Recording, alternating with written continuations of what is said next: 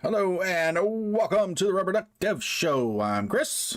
I'm Creston. And tonight we get to talk about REST versus GraphQL, the pros and cons. And I've done a lot of REST APIs, never messed with GraphQL. So teach me, Sensei. All right. Well, before we get rolling, we are going to talk a little bit about kind of like the stuff that we've worked on this week, just to give the viewers a kind of taste, a flair for kind of what we do during the week other than what we talk about. So I'll go ahead and go first. I practiced for my gold medal in the thumb twiddling championship. Does that count? Yeah, you get a lot done that way, I see. Yeah, yeah. So I'll kind of go first this week. So some of the stuff I've worked on is an integration of a third-party GUI, a graphical interface email builder, into my app. So basically, if you know me, you know how much I love front-end programming. Not. Yeah. So therefore, this was a way to avoid front-end programming and just do API work to integrate this third-party graphical user interface email builder into my application. So got that up and working. Also, it brought up the question because in doing this API, there were certain calls that were not me just interfacing with their API, but also things were calling from their application back to mine, given the particular integration I had. And that had me thinking a lot about how I've been very unhappy when I've had to work in a development environment and I got to receive traffic to validate that what I'm coding is correct. So what I mean is, like when you develop an API, you expect certain traffic to come in for it, meaning you're writing the API that will be consumed by someone else. Mm-hmm. Now, if you're writing your own API, it's pretty straightforward. You're going to expect this input and you're going to get this output. So it's easy to do testing. Like you could do it interactively with curl. You could use test-driven development to do it quite easily. But when dealing with new APIs that are contacting yours, if their documentation isn't super superlative, you kind of get a question of, all right, what exactly are they going to be sending me? Or you basically have to trust in documentation, do everything, and then deploy it to actually receive traffic from the actual API. Well, because there's no way, and correct me if I'm wrong, but this is just a frustration I dealt with this week. But there's no way, because like when I fire up a development environment, it is on port 3000 on localhost, or you could make it something else, redirect it from something else, but that's my development environment. I don't have a live on the internet that can accept traffic. So if I'm doing development work with something that needs to receive traffic, I won't know it works until I deploy it. Have you ever dealt with that? Or yes, I mean, you can set up in my dev environment. I have set up like an Nginx server with Puma behind it and running to accept stuff. But that means you have to now put your machine on the internet or redirect it somehow to, yeah. Mm-hmm. I mean, there's no other alternative other than running an actual, maybe you don't call it development, but you call it some other environment that's not staging. Yeah. And deploy to that. But then that's a whole nother environment to set up. And right. And I've done that too, set up a API test environment. We didn't call it that, but that's essentially what it was. Because you're right, there's not a lot of good options for that. You can do some stuff like, I know in Linux you can do some weird redirection stuff with local host and things to kind of move stuff around on different ports. But that's my experience with that has been it's a bit flaky, and B, it's a pain in the butt. Yeah, I mean, I didn't know of a solution that was easy or an accepted solution. And frankly, I didn't do a lot of research into it, but I was just kind of like, anything I thought of, I wasn't happy with. So I guess for any of the audience members, if you have any ideas on how to solve this particular problem, just leave a comment for us and we'll take a look Help! at it. Help! Well, that sounds more exciting than what I did all week. I spent all week refactoring a very large set of sidekick jobs into more manageable chunks. So I spent the week refactoring mostly. Now you broke them up into smaller chunks or like made the jobs, Well, individual jobs. smaller jobs. Okay, so as opposed to a job doing 15 steps, it does 5 steps or something like that. Right, and tried to pull some of the logic back up from a job because you really shouldn't have a lot of logic in sidekick jobs. It's not really what it's built for. You can do it, but you probably shouldn't. You mean in the job itself, there was a lot of code as opposed to like a Ruby class that the job just calls?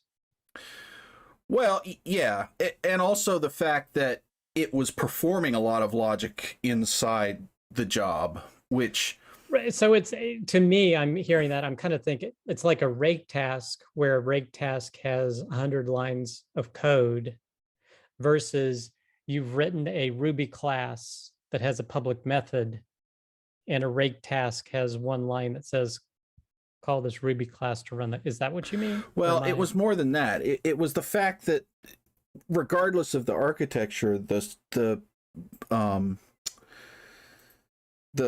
job, the sidekick job, was actually running a lot of code, a lot of logic inside the job, and pulling stuff out of databases and stuff like that. So it was a bit messy, and it was doing it for several different things. So it was kind of a monolithic job that needed to be broken up and refactored out to tiny things. So okay. All right. So some other things I worked on is working with some clients to do some Ruby on Rails upgrades, working with some clients to do some Ansible application deployments. And then in terms of Postgres consulting, worked with a client to do snapshot backups using AWS EBS snapshots. So backing up the database using EBS snapshots as opposed to the standard Postgres toolset, which is what I typically use. So how did that work? Well, essentially, I usually use the Postgres tools because a lot of people use them, so they're probably, they're reliable. So I always use the Postgres toolchain, but for their specific use case,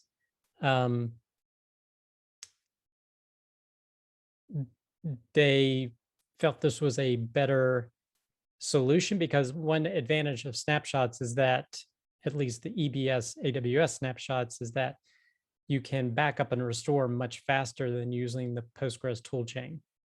But you kind of lose the ability to do point-in-time recovery.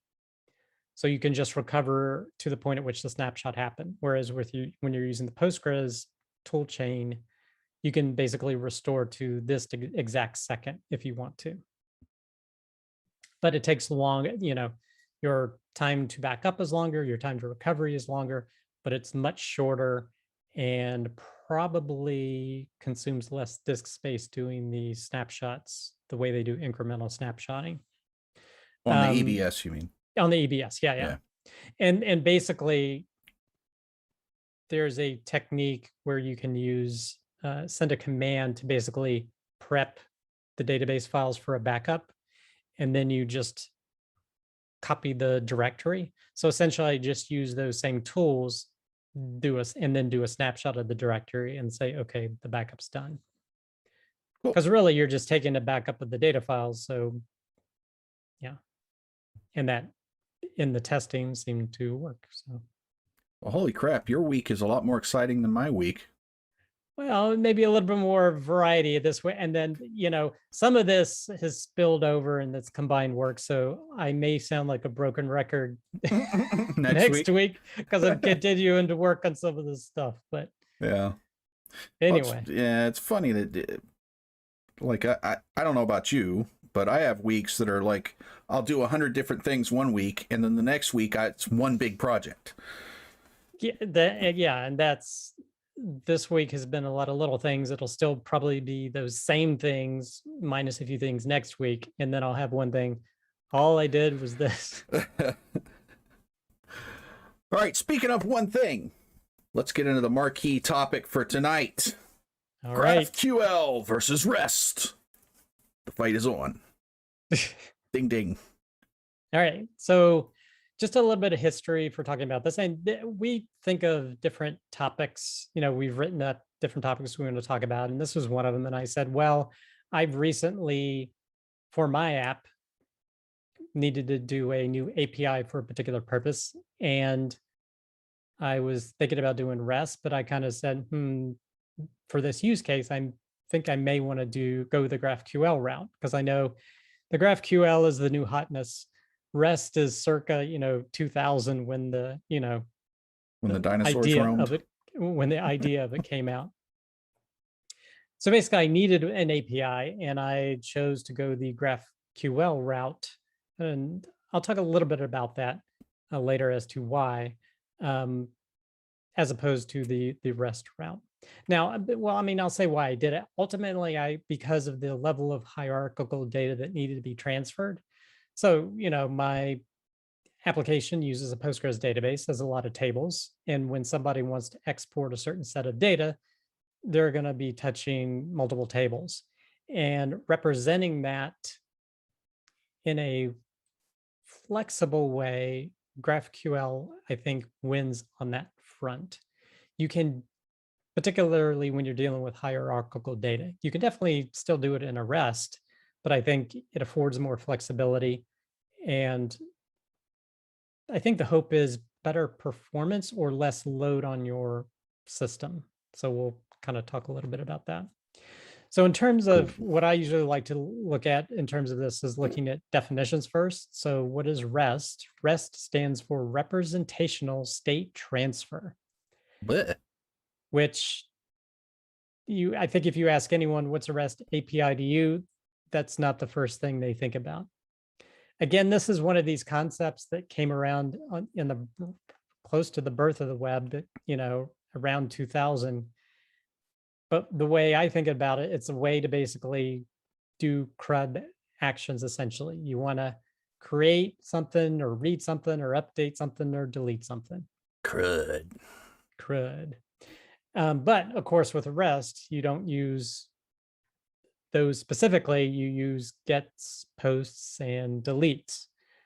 And maybe some APIs support put or patch.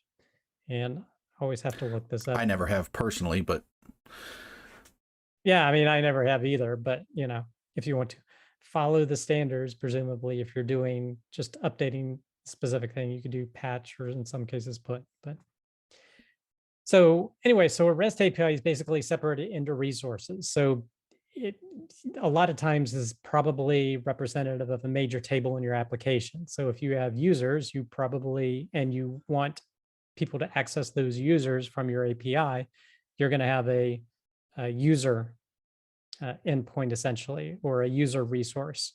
And if they have addresses, maybe you have an address resource to pull those addresses. Or if you have a orders, essentially everything is broken into resources that are essentially URLs that you can access to pull data or post new data. Mm-hmm. Now, the original REST has like 6 guiding principles. One of them being it's basically a client server interaction. So the server contains the data and the client accesses it. The next thing to keep in mind with REST is that it's stateless. So any particular communication doesn't impact any future communication. There's no state transferring between different requests. It's cacheable, so you can be able to cache results and you can receive cached results. The other things are like a uniform interface, so it's going to be consistent across the different resources. It's a layered system, so you can layer things, and a code on demand, which is considered optional, where you could, I think this is just a concept from 2000 where you could download scripts or applets to do, certain functionality. But basically those are the kind of the guiding principles of REST. Now, in my opinion, REST APIs are relatively easy to create, to think about and to develop your own for others to consume. And it's also relatively easy to think about. You want to access it to pull information or to post information to use someone else's API. And they are flexible, so it's not as rigid. You can kind of develop them many different ways. I mean, yes, there's a general standard, but I think you have flexibility on the design side, how you want to design them. Like I've seen many different ways to handle authentication Mm-hmm. with regard to, REST. There's all sorts of different ones. Right. So the big win for REST is simplicity. I think so. I think it's relatively simple to build an API. Although I will say it may not win out on simplicity, depending once you need to start accessing multiple resources to build out data you need. I'd say that's where this simplicity starts to break down. Well, I would say that from the consumption side, it's going to be simpler. Unless that, but that's what I'm saying. Well, assuming that I've done my job right and I've built nice APIs for you and haven't made you say, okay, you got to go get this object and then you got to make another one to get this. I give you the whole bundle because I expect you to do it to get it all. Right. I mean, but it's the simplicity breaks down if the API is not designed that it has everything you need. Yeah. And you need to make multiple calls to go and get what you need. Right. But I would call that more of a design problem than a REST problem. That's bad programmer. Slap hand. Well, but it means a lot of iteration. Like if someone says, oh, I need this additional column. Okay, I need to add it to the API. Or, oh, I need this particular thing. Oh, I need to add, I would say there's the potential for more back and forth. Dealing with that's definitely a thing I deal with a lot. Because we have complex API, and lots of them. And man, it's, if a consumer says, hey, I need this piece of data. Okay, well, let's go add this piece of data. Hey, I need you to send it. Okay, well, let's go add this. And it's, yeah, you're right. It gets a little stupid sometimes. Yeah. And I guess you could say it's more rigid once it's constructed. Right. This is how you call it, and this is what you're gonna get. Yeah. Period. Yeah. So now to contrast that with GraphQL.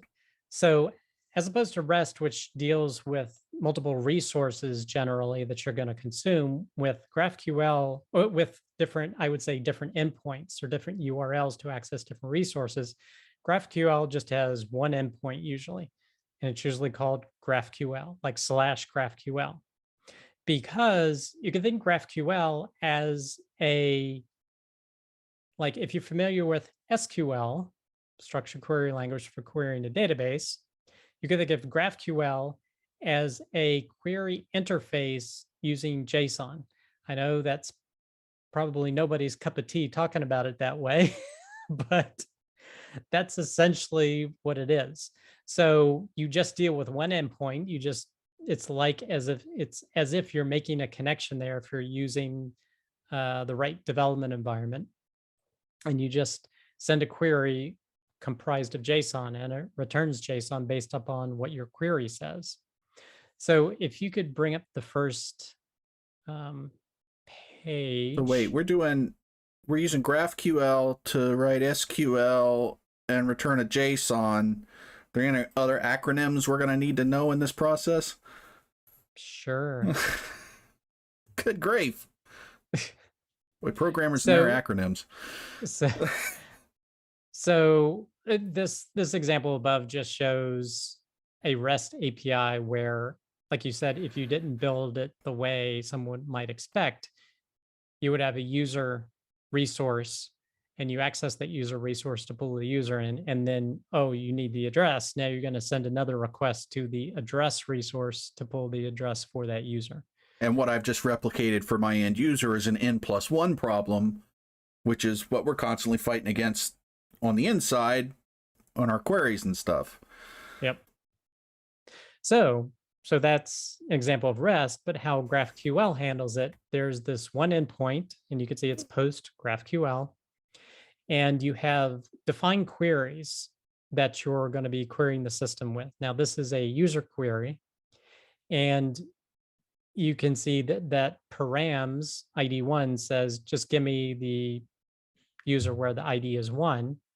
And you can define what data you want to return back. So you want the name, and you can get the address in a nested JSON here. Mm-hmm. So with this one query, you can pull that back. If there are orders for that user, you could, as long as the API is data model structured that way, you can get all the orders for them and all the products that they purchased, and everything within this one endpoint. You can just continue nesting JSON to get what you need. Now, on the surface, it would look like GraphQL is going to be, oh my God, complicated for the end user, the consumer of this thing. REST is so much of a simpler call. But, and I was kind of wrestling with that when I was looking into GraphQL. And then I got to thinking, well, we have to make the assumption that people that are writing stuff against an API are programmers or have at least some programming skill, and they have to understand JSON because that's what they're getting back anyway. Yeah. So it's basically the query that you're sending matches the return data you're going to receive. So it even makes it, a little bit simpler to reason about what you're going to get. Right. Now, the benefit of this is that GraphQL touts is that, number one, it avoids overfetching. So you're not going to usually fetch too much because you can define exactly what records you want and only the columns that are of interest. And then as long as your GraphQL libraries are designed appropriately, it will send those proper SQL calls to the database. So as opposed to like a REST interface where you're probably like, oh, you want another column? Okay, add that in. Oh, another column? Okay, add that in. Essentially, you've defined your whole data model of every column that you want people to have access to, and then they choose which ones they want to pull in. Right. And so I could make the universe of 60 columns in my user table, but this particular client only ever has need for 4 of them. So why pull the others? Exactly. And it also avoids the multiple API calls. Now, that's a good counter to this, that you could have always designed to show the addresses as part of your user resource. Yeah, but then what ends up happening, or what has always happened for me, is a customer says, yeah, but I want a user endpoint that just gives me user information. I don't want all the addresses for this part. So I end up building them both anyway. Yeah, and then then you get a problem of overfetching, because if you've built that in and then someone's querying the user and they don't want the addresses, well, then you've just put a burden on your system that is unnecessary. Right. And theirs as well, because they have to get the JSON, parse it all apart. It's 4 times as big as they need it to be. And yep. I think the reason primarily that this exists is because of the separation between front end and back end developers. Because as opposed to external consumers of APIs. Like, I think it's a more recent phenomenon that people are using this as their public API for their applications. Right. That's for public consumption. A lot of it, because we'll get into this, but a lot of the tooling is even more internally focused than I would say externally focused. So so one benefit they're talking about the GraphQL in terms of this breakdown, where you have in the same organization, you have front end devs and back end devs. The back end, it requires much less communication to maintain a GraphQL API, because you have that less back and forth of, oh, what do we put in the API, what resources, and you just have one endpoint and you put everything available in there. Mm-hmm. So there doesn't have to be a lot of communication, you have less communication back and forth. The other thing that the GraphQL app has is a strict schema that lists all the possible queries, the data models, and then the mutations. So I didn't talk a lot about this, but basically in terms of CRUD in terms of CRUD actions, the create, update, and delete, basically anything's changed in GraphQL, they call it a mutation. Mm-hmm. So basically there is a strict schema you set up to define what is accessible over this API. So even though your users table may have 60 columns, you say they can only access 30. Right. And the data types are this. And then you can even create derived data types using functions that say calculate something in some way.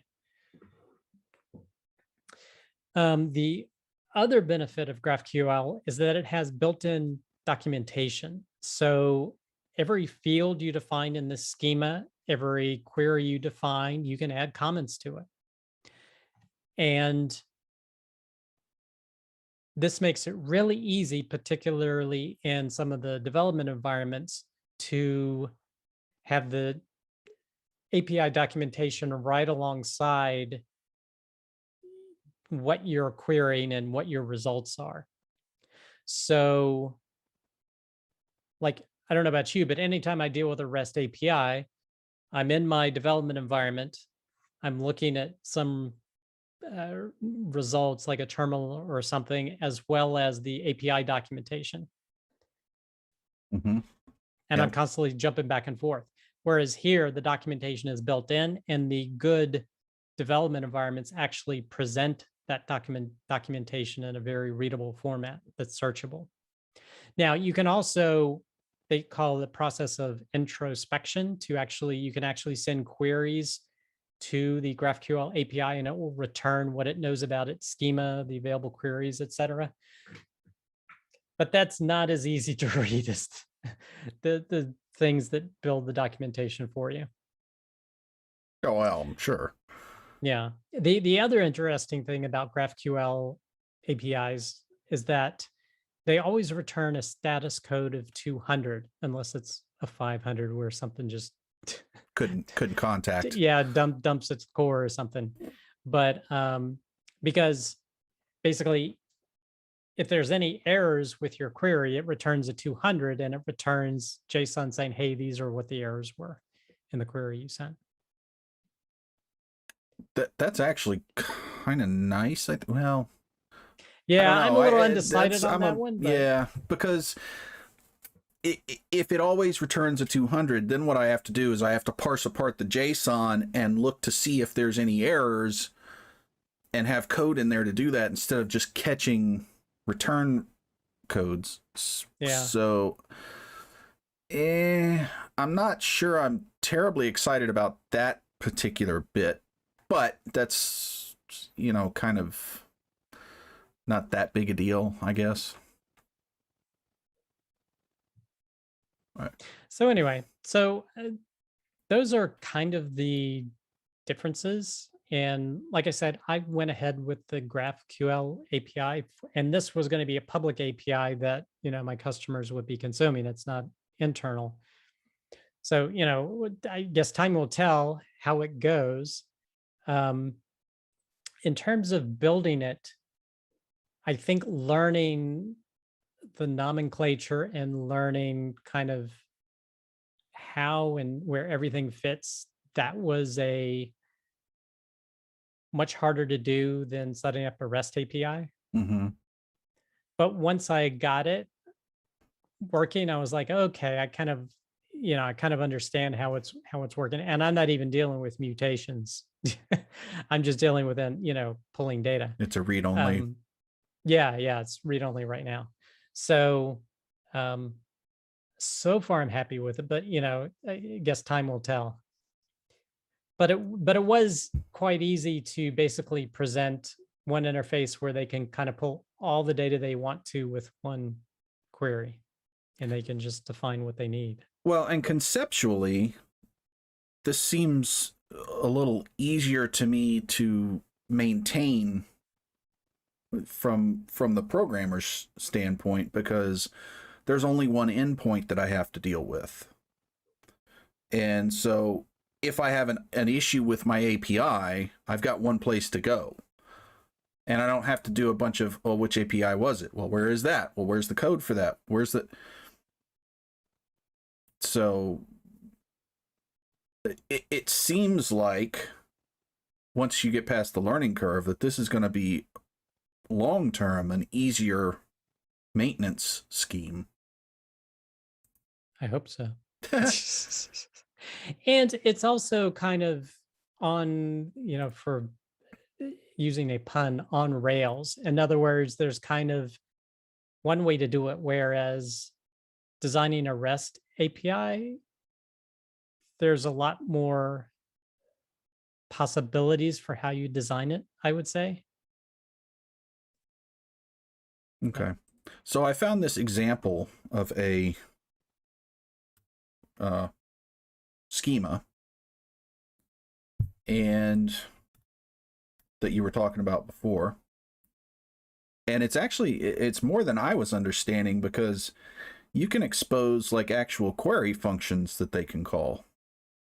Yeah, that's what I was saying. I mentioned on multiple points, it's not only the data model, but it's also the different types of queries and what parameters are permissible for those queries. Yeah. And there's an example of mutation, but it's all typed, so they know, like you were saying, it's all in there, which is really nice. And then and this doesn't have any comments, but there's particular places where you put the comments, and then it can, and what's really great is that if you're using some of these IDEs, number one, it has the comments that you put in that describe everything, as well as when you're typing out, it like auto-fills and kind of knows it's using this to know if you're an author and you type N, it knows it can autofill it to name, because that's what exists there. Because it's in the schema. Yeah. And the IDEs are reading that schema to know what's in there. Nifty. I like so GraphQL. It's a lot easier. So that's what I was saying in terms of consumption. Once you start consuming a GraphQL API, once you start getting a little bit more complex, like if you're going to use REST to have to pull multiple resources to get the data you need, that's when a GraphQL starts winning out on simplicity. Yeah. Well, I mean, okay, so for me, if I was a consumer and I had my choice, I'd pick GraphQL. But also, I'm a programmer, so that's an easy pick for me, because I already know JSON and I understand all the benefits of being able to only get the things I want to get. How hard of a sell do you think this is to your kind of the big set of API consumers that are out there? Is this something that's, I mean, I guess my question is, what kind of market saturation is this getting? Are people adopting this pretty broadly? A lot of very popular applications, I can't think of it right now, have started implementing GraphQL APIs. Now, predominantly, but these are for developers. So, it's not for end users. So presumably the developers, that's going to be interfacing with this should have some basic knowledge before they do it. Right. Well, I mean, but like I pointed out before, even if you're anybody who's interfacing with an API has got to have some kind of basic programming knowledge. Right. Yeah. So, but I'm just wondering how well this is taking off in the ecosystem and from an external point of view, and how long it's going to be till it's kind of saturating past REST. Well, I mean, I'm hearing more and more applications. I can't think of one right now that have developed these GraphQL APIs. Well, 99 Designs, Orango, Aftership, Airbnb, Amplitude. Holy crap, there's a lot. GitHub, Lyft, PayPal. Yeah, okay. It's being adopted. Yeah, that's what I'm saying. So it's kind of like, there you go. It's where people are eventually going for some of the benefits. So, I mean, it makes sense. And honestly, I'm kind of wondering, is there a use case where I would say, no, GraphQL isn't good for this, I should use REST instead? I can't think of one off the top of my head. I mean, unless you have something super simple, or if you can't, because here's the thing is that you definitely want a solid GraphQL library to do this. Like I use the GraphQL, I think it's called the GraphQL gem in my Rails application. And I think Phoenix or Elixir has Absinthe. I think that's what they're, so you want a good, reliable library if you're going to, because I can't imagine programming this myself. Oh God, no. So as long as you have, and that's the thing, it's easy to code something in the REST style. So it's kind of like if you want to, for whatever your use case, you want to roll your own, then go REST. Or if it's super simple, you can just go REST, because you're going to have to introduce and the additional libraries to support this GraphQL API stuff. Right, because the REST API is no more mechanics than your normal web endpoints that you're using for your stuff anyway. It's just that it has API in front of it usually. Yeah. So there is, yeah, I mean, yes, there's the learning curve. But assuming you're building any kind of decent sized functional system, I can't think of a reason. Okay, assuming I know how to do both of them, right? I've already gotten past the learning curve. I can't think of a use case where I would choose REST over GraphQL.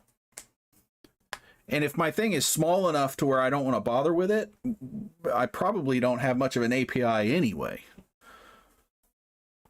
So I'm just, so viewers, if you can think of a use case where, GraphQL, not that big a deal, I'd rather use REST in this use case, let us know, because I would like to know. I have no idea. And if for whatever reason you don't want to return JSON or something like that. Well, who wouldn't want to return JSON? I mean, what are you going to return, XML? Well, I mean, I'm just saying you could do whatever you want to with a, I mean, a REST is not, a RESTful type interface, you can have it do anything basically. So yeah, but I mean, true. I've never seen it do anything other than, well, I mean, I just interacted with an API that what it returned was a raw image. Oh, well, see, now there's a use case. Can you do that with GraphQL? I don't know how. Well, there you go. So REST isn't going to die. Until GraphQL can handle images. Or any sort of file or whatever. Huh, interesting. Now, I did also want to mention some of the development environments, because that's the thing that makes working with this so much easier. So the one that was bundled with the GraphQL gem I used was GrapghIQL. And if you want to bring up the image there. So this is from GitHub, but could you zoom in this image a little? That's Or as that's the zoomed as it max? gets. Okay. So basically it's presented in 3 panes. If you've opened the documentation, the left pane is the queries you're writing. So what you're sending to the GraphQL interface. The middle pane is the result set. So whenever you click the, the triangle, the play triangle up the top left, it'll send the query and it will show you the results in the middle pane. And then the right pane, the right pane is all the documentation. So it's hyperlinked documentation that you can look at the query, look at the different data types. If there's an addresses, you can click on addresses and then see, oh, what are all the different columns and the data types returned in those addresses. So it makes it very easy to work. So I've seen a lot of really slick, nifty REST API documentation online, but never anything close to this. Yeah, I mean, that's the thing I was saying, is that when I'm working with a REST API, I always have the documentation open in a browser window to keep going back and forth. Whereas here it's all there, and it's a defined documentation set. So basically whatever it's part of the interface of GraphQL. So once you switch from one API to another, the documentation will be presented in the same way, as opposed to right now, every API you interact with different providers is going to have a different set of documentation and laid out differently. And you got to essentially learn and understand the documentation. Whereas GraphQL, it'll all present it in the same way.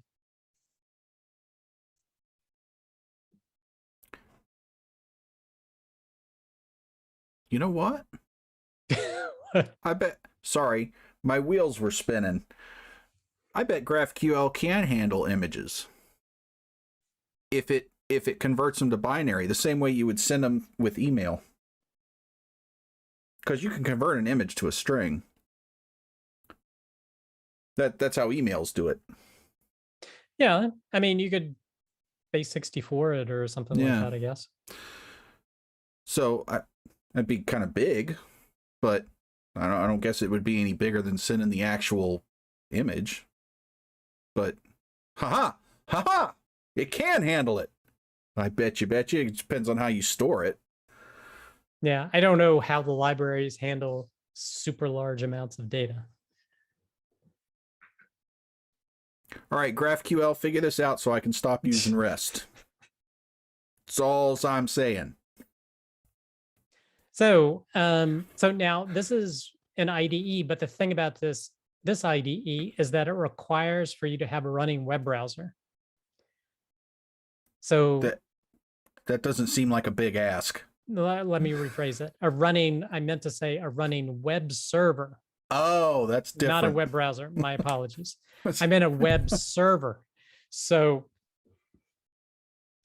basically, this is great if in the scenario, like I was saying, when you're doing internal development and you have a client, a front-end team and a back-end team, it's quite easy to have this at an endpoint that they could consult and do queries against it. So the tooling is great for that, but there's no easy way. I mean, I didn't want to open this up to allow every public person to access our API through this query interface. I didn't want to have the responsibility for running this query interface. Sure. So I looked 6 ways till Sunday to try and find a IDE for GraphQL that did not require running a web server. And I only found one. And it was quite obscure. So that's the next link here. This is, I think it's Altair. Yeah. And obscure meaning, it does look the same. It has the same, again, the 3-panel interface where you have your queries you're writing on the left, results in the middle pane, and then the right pane's documentation. So I would say if you're going to want to publicly consume the GraphQL API, I would maybe check out this client if you don't want to, try to build and install and have a running web server for GraphIQL. Mhm. I would try this out. The other possibility is Postman does support. Have you ever used Postman? No. Yeah, so it's used a lot to my knowledge for REST APIs. It does support GraphQL APIs, but I haven't seen it handle the documentation as nice as iGraphQL or Altair do, or Altair does. Its schemas may have the ability to do something similar, but I don't know if Postman's there yet. But I know that's kind of like one of the big dogs in terms of, I guess I'll say, an API IDE for whatever, for lack of a better term. Yeah, so it looks like that this is their Postman's interface. Yeah, so So it it's a little works, more but basic. there's no, it doesn't have the documentation like Altair and iGraphQL do. But there's a schema feature that may support some of that, or maybe it just gives you the ability to, as you type, know the data types. Mm-hmm. I'm not sure. So yeah, it looks. I mean, it's got some. So Postman supports this. I would say that its interface, its UI is a little more rudimentary than the other two, for sure. But I would personally prefer using one of the other two just based on looks. But hey, if you're a Postman person, there you go. It's in there. Use it, know it, love it. Something like that. I don't know. Did I Depends on get too if you need to excited? use it. All right. Well, that's. I mean, I'm gonna have to start using GraphQL more. It's one of those things where I've done so many REST APIs that when that comes up, it's not even a thought process of should I use GraphQL or REST. It's just I just do the REST API because that's what I'm used to doing. Is I don't even consider the other thing, but Well, I mean, I think it's a decision point. It's basically you use what, if you're going to be a consumer of them, look at what is provided from whom you're consuming it from, and do they have a GraphQL or a REST? And then you just choose based upon that. I mean, you'd probably still going to be doing REST 90% of the time now.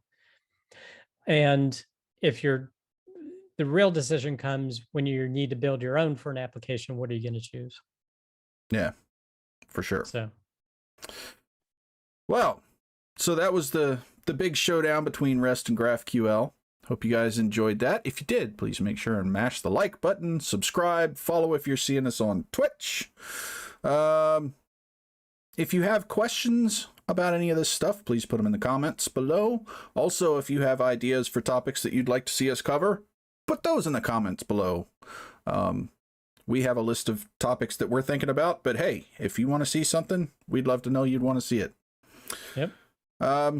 Also, you can join us on rubberduckdevshow.com to sign up for newsletters, to see all the videos, to listen to the podcasts. Also, podcasts are available on almost all of your favorite podcast platforms or on rubberduckdevshow.com.